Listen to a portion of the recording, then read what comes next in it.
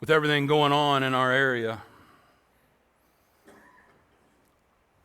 that song just kind of came to me. I hadn't heard it in a while, but you can blame him, you can thank him, you can curse him. But in the end, everybody talks to God.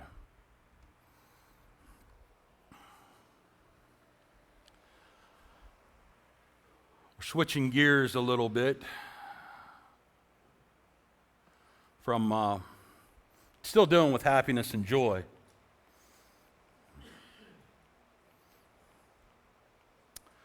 Labor Day weekend, Sunday, rest, right? How many of us have turned Labor Day weekend into a work fest to get things done, to get things ready for fall? True? And before we even start, I am preaching to myself today. And this is kind of a two-part series, and today, bear with me, because I'm setting the stage, if you will, for what we're going to talk about next week. But we need the information, we need to lay the foundation on what rest, what the Sabbath truly means. So there are the scriptures we'll be using for today. And David, if you give them a few minutes, and then if you want to take the screen up. Our friends, we are told in Exodus 20, verse 8, remember the Sabbath day to keep it holy. Now let's you and I put our thinking caps on this morning. What does the Sabbath mean to you? Especially if you are a follower of Jesus Christ who lives in the society of today, this world. Again, what does the Sabbath mean to you? And in this answer of yours, how has the world observes the Sabbath changed just a little bit since you were a little one? Think about that one for a second. Just think of the list we could come up with on how times have changed when it comes to a Sunday, from our worship to our activities. Now, I remember there was nothing open on a Sunday, maybe the gas station and maybe a pharmacy, right? Everything was closed. There were no ball games. There was nothing. Even the people who did not go to church were respectful. That's what I remember. Now, as followers of Jesus Christ, in observing the Sabbath, we are reminded that it is a divine command. A divine command given to us by God. And that's where I think we maybe forget about that. Guilty. The Sabbath is not merely a suggestion or a reminder on your calendar, but a commandment that holds a deeper significance. Now, do you think God just does things to do things? No. Come on. There is always a deeper significance, a meaning behind all this. And usually, I can only speak for me, I can't get my simple mind to understand it. Just not there. But that's why God's God. That's why who He is. By resting on this day, we as believers are acknowledging God's creation and His authority over whose lives? Our lives. It is a time for you and I to step back from our daily struggles and responsibilities, reflecting on the blessings we have received. And very important here, my friends, reconnecting with our Creator. When's the last time you reconnected with God? When's the last time you actually gave Him the time to reconnect? This time is just not about ceasing work. It's an invitation for you and I to experience His presence and nurture our spiritual growth. Does anybody here have spiritual growth in their life? I hope so. Are we not? What happens? Well, my keen gardener's not here, but what happens when you don't nurture a plant? When you don't feed it, you don't water it, you don't give it the correct sunlight? What happens? It dies, it withers off, it becomes back to dirt, a weed. When you and I observe the Sabbath, we reaffirm our trust in God, showing that we believe He provides for our needs. Just like Sue said earlier today, He provides. We might not get it all, but He gives us enough that we need. The act of resting brings peace, rejuvenation, and a stronger connection to our faith, filling our hearts with gratitude and joy. If you turn to Mark 2, 27 to 28. Now this one's out of the NIV, Mark 2, 27 to 28. Then He said to them, the Sabbath was made for man, not man for the Sabbath. So the Son of Man is Lord even on the Sabbath. So as believers as well as a society, how many of us miss the mark every Sunday, every Sabbath by observing our own agenda? Now I could ask this morning, how many has plans for today? How many of us do the boot, scoot, and boogie right on out of here so we can go get our lunch, so we can do this, we can do that? True? It's just a fact of life. That's what it has turned into. Church, is it true or not that between our work life, home life, social life, especially in this day, in addition to those issues, what has become a very strong significance in our life is so tied to mass media and communication. Think about that. How tied our life is to mass media communication. It's hard not to feel the weight of living multiple lives all at once. True? Now maybe for some of the retirees, not that bad. But for the middle-agers and the young coming up, I love that. All the hats, all the balls we've got in the air. And this is what we're teaching our children. This is what the norm is, the madness, the chaos. True? How many people sit down for a Sunday dinner once a week? How many sit down for a dinner every night? No, because we got to go, go, go. And if you do, God bless you. Keep that going. And yes, church, mass media, social media has become a factor for almost all individuals in our daily living. Just think of all the many outlets of information and responsibility which fight for our attention every day, from morning till we go to bed. And yes, we only have so much time and mental, physical capacity to take it in. How do we as humans, as members of society, as followers of Jesus Christ, live with a win in the victory column when it comes to the demand of our time? How do we survive the game of time? Look at our stimulus, just for an example. Anybody pop anything this morning? Energy drink, coffee? Raise your hands, come on now. Who had something to get you going in the morning? Yeah, let's just go, Mark right there. Yeah, I know. But it's true. Stop and look. Our kids today, look what they're doing to their bodies. The stimulants that many of us like to use to move forward. Again, guilty as charged myself. From that hot coffee in the morning, black or cream or sugar to Splenda, to our huge selection of energy drinks, to our nicotine use in many forms. Just to name a few, so we can get busy with our life and commitments. We have calendars and daily, weekly, monthly, yearly planners, all at our fingertips to keep us on schedule. How many people use that? I've still yet to convert to the phone. I don't like it. I want paper so I can read it, number one. But how many of you use your phone or your watch? That's your life right there, your lifeline. Geez Louise, we got people that even hire personal assistants, individuals paid to keep you moving and grooving, which, by the way, finance, I would love to have one. So if you can get that in the budget, greatly appreciated. Now allow me to throw in a wrench in all this running motor of go, go, go.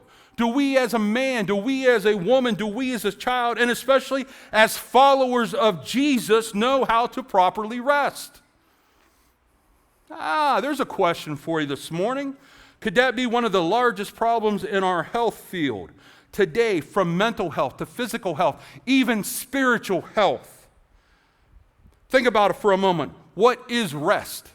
What is rest to you? What is rest to you? What is rest to you in the back row? What form do you find your rest in? Is there a proper way to rest?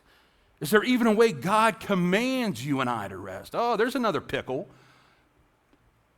Now, God is all-knowing. Do you think maybe he made some rules, maybe even some commandments on how we need to rest? Think about that one. There could be more to rest just than vegging out on the couch, watching reruns of the Golden Girls, or sports on a Sunday afternoon. You got your potato chips, all covered. Now how many of us keep the little shop vac right next to us so we can clean it up off our chest before we get up? Think about it. It's true. Do you and I maybe need a class or two on how to learn how to properly rest?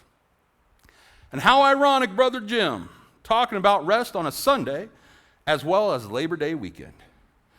As I stated just a few moments ago, between our work life, home life, social life, and our life bound to mass media and communication, again, it's not hard to feel the whole weight of the world coming upon us.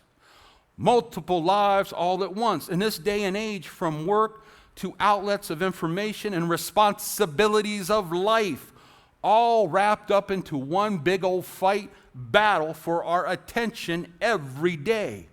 Yet we only have so much time, mentally, physically, and spiritually, our capacity to take it on, true? And who's usually the one who gets shortchanged? Be honest, who's the one that usually gets shortchanged in our day? God, right? We all have good intentions. I'm going to pray this morning. I woke up late. I'll get you tonight, God. Well, guess what happens? The kids were cranky, the wife not in the best of mood, and I'm just going to bed. I'll get you tomorrow morning, God. True? It happens. And why? Why are there so many individuals in this day and age so zoned in the idea of, I need to know? I got to know. Now, back in my day, it was the National Enquirer that gave you everything you needed to know. Remember them? From politics to health issues to Wall Street to the latest gossip from Hollywood, people are so in tune with our world and its dynamics, its workings. Whatever happened to the good old local evening news at 6 o'clock? And then Walter Cronkite at the end telling us that's the way it was for this and this such day. And we left it at that. We called it a day on the news, but not now. How many of us lay there at night scrolling, seeing, oh my goodness, maybe I might be the first one to be able to comment on something new? Anybody? If you don't, you'll probably end up getting there because it's so addictive. Could it be, church, for mankind to live a healthy life and prosper, to grow in our relationship with God, that we might need to actually make some changes in our own life to be accountable? Is that a possibility? To avoid those addictions, to avoid heart attacks, stroke, stress, and depression. Anybody here feeling burned out? We need to learn how to properly rest. Anybody in agreement with me? Okay, I got a few that are actually listening here. Now, do you and I, as well as any other person walking this earth, do we encounter roadblocks that keep mankind from rest? Todd, Kate, you come first to mind. You got all kinds of little roadblocks that keep you from rest. Ron, Denise, little roadblocks. Richie, I don't even know if he's a roadblock. That's more like a dam built right there. I love you, buddy. But yeah, anything can be a roadblock. Now, if you and I want you to start thinking about that. What are your roadblocks in your own life? Because maybe mine are different from yours. Let us call them. Now, first off, can you and I break down some of the factors in our lives that may be causing stress and making it harder for us to achieve a sense of rest? Let's call them stress factors this morning. And spouses do not count. You cannot count them today. Let's say work-life balance, technology information overload, and number 3, personal responsibility. Now, I do not want to bore you with a lot of stats, but I want to give you just enough to see where I'm coming from, to lay that foundation. Now, for you that have been around a while, did you worry about work-life balance back in the day? Bob, you're a Timken man. Did you ever hear of work-life balance? No. Jim Downing, I know you're another Timken guy. Did that ever come across in your language at work? No. That's kind of a new word for today's age. Work-life balance. And again, I don't even think it was a word that was even created back then. Achieving a work-life balance in today's world can be difficult. Now, this is of 2023. The UN's International Labor Organization shows that the average number of workers working per hour was higher in the U.S. than in 6 developed countries, used in the study's comparison. All right, so we're up there a little bit. In terms of work-life balance, 94% of service professionals in the U.S. spend over 50 hours per week, while many of those people work on the weekends, and that's where I want to go. Anybody got a cell phone on them? Raise it up. All right, those bad boys. This bad boy right here. The tablets, the phone, they're all guilty by association, right? How many of you take your week or work home on the weekend or over the night? 48% of Americans believe themselves to be workaholics, and 77% of full-time American employees have experienced burnout.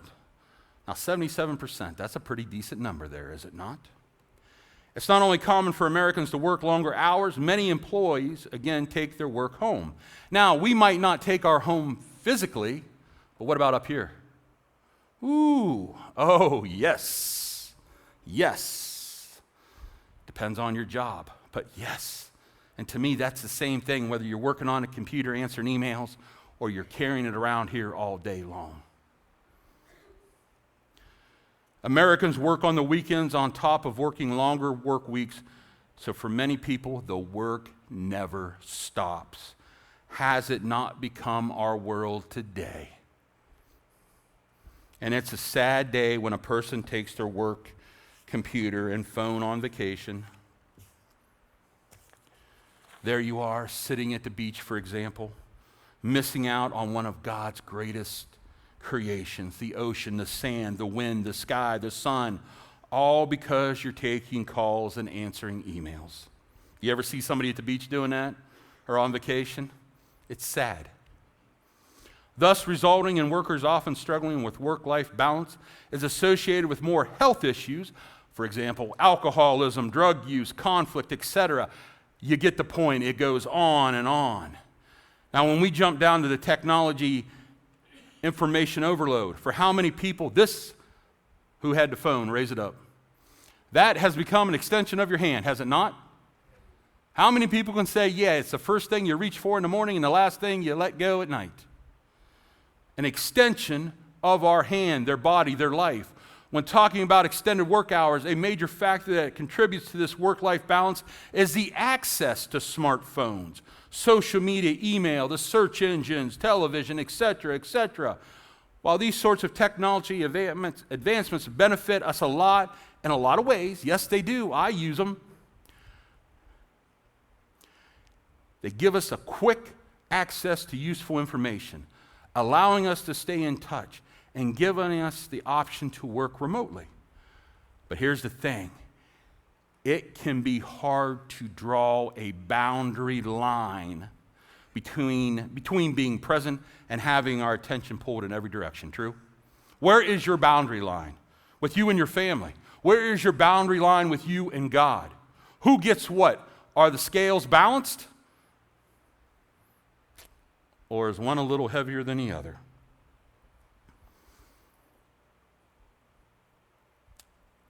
Pulled in every direction we are. Kind of what I've been saying here, we just show up. We just show up for our families. We just show up for our work. We just show up for our God here in church because we're pulled so many ways. Nobody gets the best of us. True? Think about it. The average American spends 7 hours and 4 minutes on a screen per day. 3 hours and 43 minutes of that time is on their phone, which, with this much screen time, you think about from leisurely to business to just scrolling. Anybody scroll the reels on Facebook? It's addicting, is it not? Before you know it, an hour has gone by, and you still really haven't found what you're looking for. And for all you news junkies out there trying to make sense of the world's problems with the ongoing news cycle of global events, with this kind of state of information, is there the possibility of being affected by stress or anxiety anywhere from our workplace to the comfort of our own home? Even home has not become a refuge now. It's no longer. Where does the time for God fall into this? Where does your rest commanded by God fall into this time? Now, we all have personal responsibilities, do we not? Think about all the personal responsibilities each of you have in your life. Between the time we have decided to work and our time that we're on the screens, there are the responsibilities thrown in of our own life, to our family, to our job, to this, to that. This is a time we make for ourselves doing chores, running errands, focusing on our health, doing laundry that never seems to end, cleaning a house that constantly seems to get dirty. How about the importance of God in that time? How about it, folks? Where does God fall into that personal time of ours? Now, I think you and I can agree this morning it's very apparent that life is busy, almost chaotic at times. Our to-do lists seem to grow, do they not? We stress over our to-do lists. So what does the Bible tell us about rest? I think you and I can agree we need it, do we not? But how? How does the Bible touch on this? Well, first off, we are called to work. Can't get around that one. There's no slacking Monday through Saturday. If you look at Genesis 2:15 from the King James Version, Genesis 2:15. And the Lord God took the man and put him in the Garden of Eden to dress it up and keep it. Now, my friends, Adam had work to do, did he not? Now, I think that would have been a pretty cool job. Think about that. God's your employer. He's telling you to take care of the garden. That would be definitely a rewarding experience as well as something to put on your resume, is it not?